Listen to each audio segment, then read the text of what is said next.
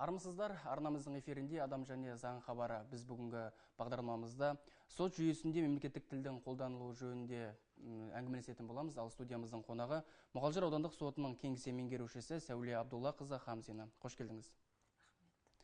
Жалпы сот саласында тіл туралы заң қандай деңгейде орындалуда деген сауалмен бастасақ әңгімемізді. Еліміздің ата заңы Конституциямыздың 7-ші бабында Қазақстан Республикасының мемлекеттік тілі қазақ тілі болып бекітілген. Қазіргі мемлекеттік тіл деген өзі мемлекеттік тіл қазақ тілі болғандықтан қазақ тілі өте бай, көркем тіл, өздеріңіз білесіздер.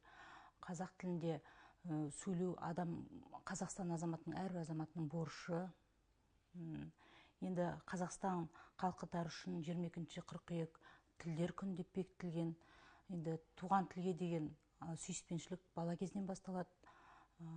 Ана сүтімен дариды. Енді сот жүйесіндегі салаға келсек, 2009 жылдың 27 ақпанда Қазақстан Республикасының жоғарғы сотының 36-шы өкіміменен сот жүйесіндегі іс қағаздардың бәрін қазақ тілді мемлекеттік тілге көшіру жөніндегі өкімі бізге, мысалы, соттардың барлық республика бойынша соттардың ол бағдаршамына айналды деп айтсақ қателеспейміз. Себебі істер номенклатурасы бойынша түскен барлық істер номенклатурасына жүргізілетін іс құжаттардың барлығы да мемлекеттік тілде жүргізуде. Мемлекеттік тілдердің мемлекеттік тілменен қаталысу, мекемелермен қаталысу мемлекеттік тілде жүріп жатыр қазіргі уақыттың өзінде. Яғни келіп түскен хаттардың бәрі 80% қазақ тілінде, ал сот жүйесінен шыққан хаттардың барлығы да 100% қазақ тілінде жүріп жатыр. 2007 жылдан бастап қазіргі уақытта бірыңғай автоматтандырған талдау жүйесіне енгізіліп, құжаттар мемлекеттік тілде, барлығы да мемлекеттік тілде енгізіліп жатыр. Түскен пошталардың барлығы да қазақ тілінде жүргізіліп жатыр. Сондықтан мемлекеттік тілдің деңгейі өте жоғары деп айтсам қателеспеймін. Түсінікті. Жалпы осы мемлекеттік тілдің мәртебесін, деңгейін көтеру мақсатында бұдан басқа тағы қандай жұмыстар жасалынуда аудандық сотта? Аудандық сотта мемлекеттік тілді деңгейін көтеру мақсатында жұмыс жоспарынан басқа да өзіне қазақ тіліне арналған жұмыс жоспар кәдімгідей құрылған. Жоспарда көрсетілген, яғни семинарлық сабақтар, бұқаралық ақпарат құралдар бетіне жарияланған құжаттардың барлығы, мақалалардың барлығы қазақ тілінде жолданып жатыр. Яғни біздің мемлекеттік тілдің деңгейін көтеру мақсатында біздің жасап жатқан жұмыстарымыз, дөңгелек столдардың бәрі де қазақ тілінде жүріп жатыр. Семинарлық сабақ. Аудандық және оған теңестірілген соттардағы мемлекеттік тілдің қолданылуы жоғары тұрған соттар тарапынан қалай бағалануда? Қалай бақылану үстінде? Аудандық сотты мемлекет деңгейін, тілдің деңгейін көтеру мақсатында бақылау үшін кәдімгідей дөңгелек столдар, семинарлық сабақтардың жоспарларын жіберіп, орындалуын бақылауда. Одан басқа да тапсырмалар берілуде. Жөндеу жоспардың орындалуын күнделікті тексеріп отырады. Жоғарғы соттан қазіргі уақытта жоспардың орындалуын, жолдану уақытылы орындалуын тексереді. Мемлекеттік тілдің, яғни ол дегеніміз әрбір мекемелерге барып семинарлық сабақтар жүргізу, басқа да өзін қазақ тілінде жүргізу, жаңадан ашылып жатқан, шығарылып жатқан заңды түсіндіру қазақ тілінде жүргізсін деп барлығына тапсырма беріліп қойған қазіргі уақытта. Бұған өздеріңіз барған тапсырма берген мекемелер түсіністікпен қарауда ма? Қаншалықты орындауда осы тапсырмаларды? Әрине, барлығында қазақ тілінде айтсақ, қазақ тілді адам мекемелерге, қазақ тілі мекемелерге мемлекеттік тілде жариялап, оқып шығамыз барлық семинарлық сабақтарымызды, лекцияларымызды қазіргі уақытта. Түсіністікпен қарайды ол адамдардың барлығы. Осы 2014 жылдың алғашқы жарты жылдығында аудандық сотта қылмыстық, қанша мемлекеттік тілде, қанша қылмыстық, азаматтық және әкімшілік соттар қаралды? Енді мен кеңсенің меңгерушісі болғасын, жаңа кеңсеге түскен құжаттардан бастайын. Енді біздің 2014 жылдың бірінші жарты жылдығында 3672 кіріс құжат тіркелген екен бірыңғай автоматтандырылған талдау жүйесіне. Соның ішінде 3064-ті қазақ тілінде тіркелген екен, мемлекеттік тілде. Соның 80%-ы сонда қазақ тілінде түсіп тұр ғой бізде. 80% қазақ тілінде түскендіктен біздер 80%-ның 20% ғана орыс тілінде түскен. Ал енді шығыс құжаттары 2816 құжат шыққан соттың өндірісінен, яғни оның барлық 100%-да қазақ тілінде шығарылып отыр. Енді орыс тілде түскен құжаттар болады, енді түскенде онда екі тілде жібереміз құжатты. Қазақ тілінде, орыс тілінде. Яғни ол мемлекеттік тілде бірыңғай автоматтандырылған талдау жүйесі қазақ тілі болғандықтан қазақ тілінде жібереміз біздер оны. Енді қаралған істердің мәліметіне тоқталсам, қылмыстық істерге мына 2014 жылдың бірінші жартыжылдығында 40 іс түскен екен. 40-тың 35-і мемлекеттік тілде түсіп қаралған, аяқталған. Енді азаматтық істерге тоқтасам, 923 азаматтық іс түскен. Соның 592-сі мемлекеттік тілде қаралған. Енді әкімшілік құжаттарды тоқтап кетейін. 355 әкімшілік құжат түскен. Соның 243-і мемлекеттік тілде қаралған. Яғни барлық істің аяқталу қорытындысы осымен шектеледі. Барлығы да. Түсінікті. Енді аудандық сот қызметкерлерінің жалпы мемлекеттік тілді меңгеру деңгейі қандай? Енді бұлай айтқанда, біздің төрағамызда, судьяларымызда үш судья бар. Төраға менен 3, сосын кеңсе басшысы, содан кейін мамандар бізде, мемлекеттік қызметкерлер. Барлығы қазақ тілді азаматтар барлығы. Сондықтан бізге олар өзі қазақ тіліне құрметпен қарайды. Шыны керек, осыдан бір 6-7 жыл бұрын қазақ тілді адамдар, қазақ болғанменен орыс тілінде сөйлейтін азаматтар көп болған тұғын. Ол енді қазіргі уақытта барлығы да 100% қазақша сөйлеп, сауатты жазып, бүкіл мемлекеттік мекемелердің бәріне қазақ тілінде жолдап, сауатты жазуға өздері кәдімгі оқып, үйреніп сөйтіп алды қазақ. Сондықтан бәрі өзінің ана тілін 100% біліп үйренді деп айтсам қателеспеймін. Аудандық сот ғимаратында қазақ тілі кабинеті бар ма? Қазақ тілі кабинеті бар. Біздер 2014 жылдың 25 сәуірінде біздің осы 2014-25 сәуірінде жаңа ғимаратқа көштік. Жаңа ғимаратта екінші қабатында әдейілеп оған қазақ тілі бөлмесін аштық. Оның ішінде Абай атамыздың қара сөздермен жабдықталған, қара сөздермен, кітаптармен жабдықталған әдебиеттерменен. Және оның ішінде қазақ тілі үйренем деген адамдардың бәріне дискілер, компьютермен жабдықталған қазақ тілді. Енді барлық жағынан жабдықталып тұр қазіргі уақытта қазақ тіл бұрышы. Қазақ тіл бөлмесі бізде. Бұрын біздер ескі ғимаратта отқанда қазақ тіл бұрышы болатын. Ол қазіргі заман айту жақсы заман. Уақыттың деңгейіне не байланысты қазақ тіл бөлмесін бөліп, мемлекеттік тілге кәдімгідей бөлме бөліп қойдық. Сол жақсы қуантарлық жағдай біз. Осы қазақ тілі бөлмесі өз міндетін толық атқарып отыр ма? Жалпы әдеби материалдармен қамтылуы қалай? Біздің Ақтөбе облыстық сотының кеңсесінен, енді жоғарғы соттың кеңсесінен бізге не берілді? Жылына әдеби кітаптармен толықтырып тұрады. Яғни кодекстермен қазақ тілді, орыс тілде, қазақ тілде, екі тілде келеді ғой кодекстер. Бірақ соның бәрін қазақ тілімен қамтимыз біздер қалай болса да. Өзімізде жетпеген бәріне жеткіземіз. Себебі қазақ тілді болу керек барлығы мемлекеттік тіл болғандықтан бөлмені қазақ тілге толтыруымыз керек деген мақсат, бір мақсат сол. Жоғарыда да айтып кеттіңіз, дегенмен толығырақ айтып кетсеңіз, жалпы сот актілерінің құжаттардың мемлекеттік тілде дайындалуының деңгейі жөнінде. Қазақ тіл, мемлекеттік тілді деңгейінде жақсы пайдалану, сауатты жазу жағынан қазір Ақтөбе облыстық сотының тарапынан бізге комиссия құрылды. Комиссия, яғни біздің жолдаған құжаттарымыздың барлығын олар тексеріп отырады. Яғни сауатты жазылды ма?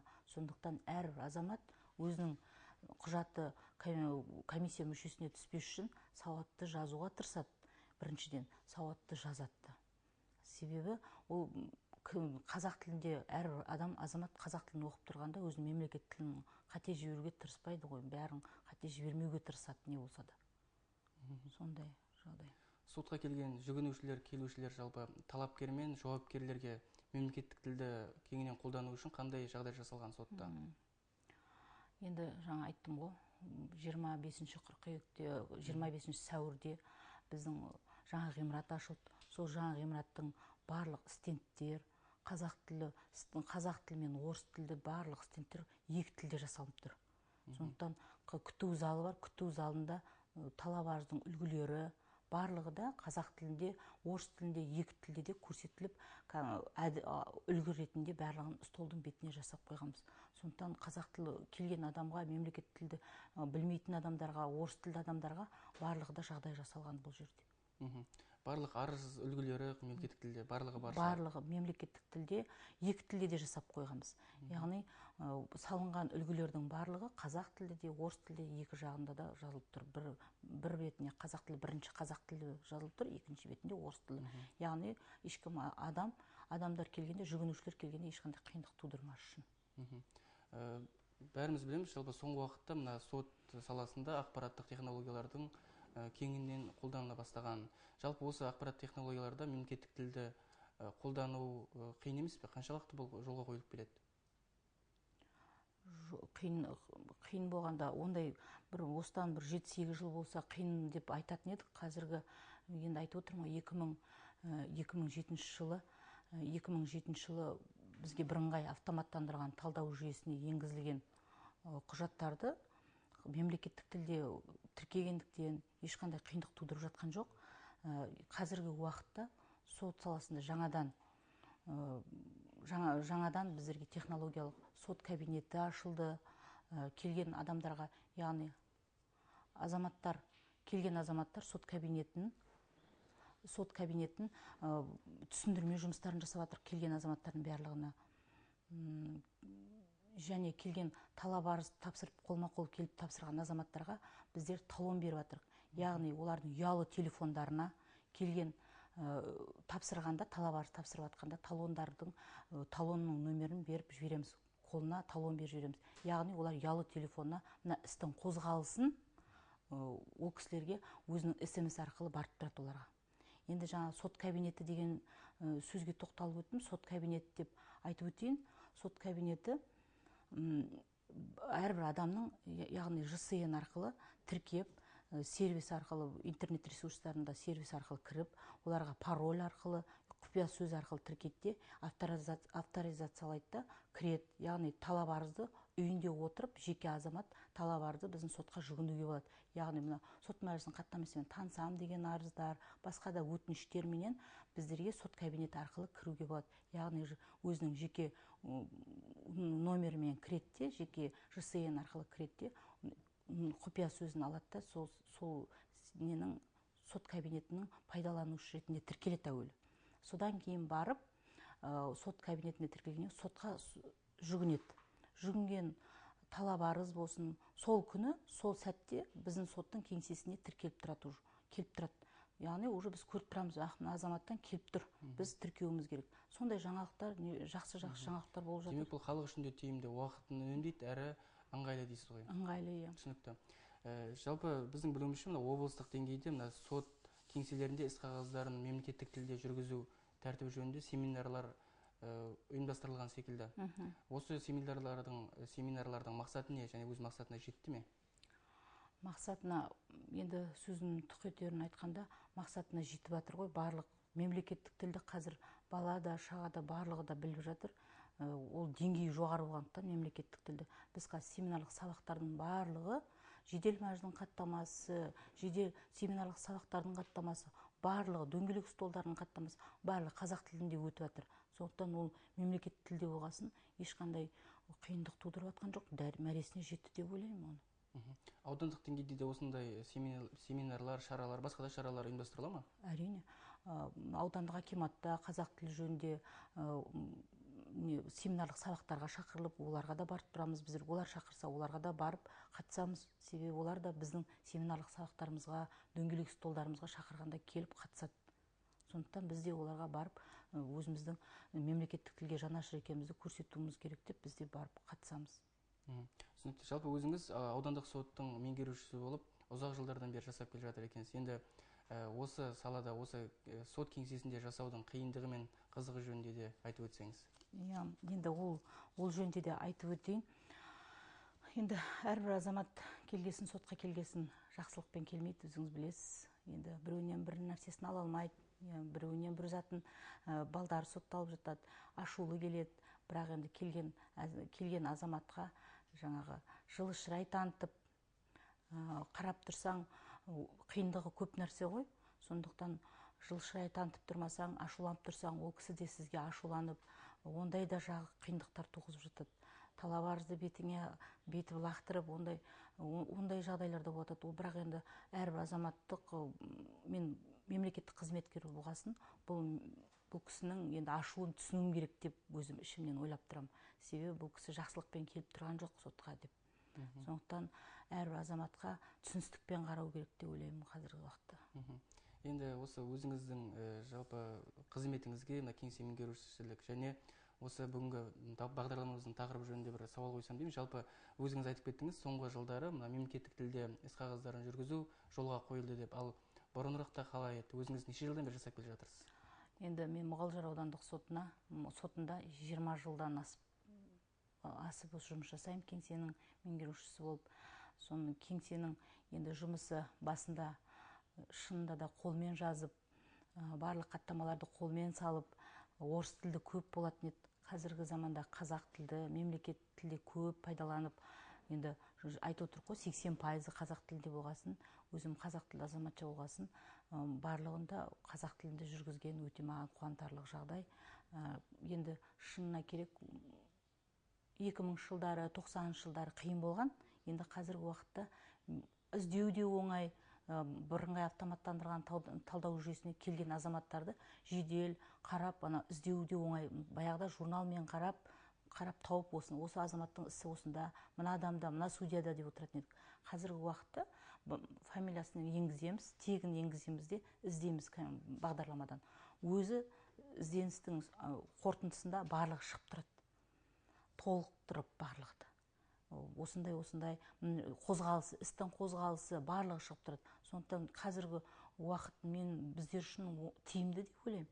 Тиімді и жақсы деп ойлаймын. Әрбір жағдай жасалған, әрбір азаматша жұмыс жасауға, сауатты жасауға, мемлекет тілді үйренуге жағдай жасалған бұл жерде. Жалпы мына кәсіби шеберлікті игеру жөнінен жалпы өзіңізден ақыл кеңес алатын жас мамандар бар ма? Әрине, қазіргі уақытта келіп, енді 2000 жылдардың аралықтарында көп адам қазір неден өтетін еді, практикадан өтетін еді. Қазіргі уақытта енді сол азаматшалар басқа аудандарға маман болып, білікті маман болып кетіп жатыр.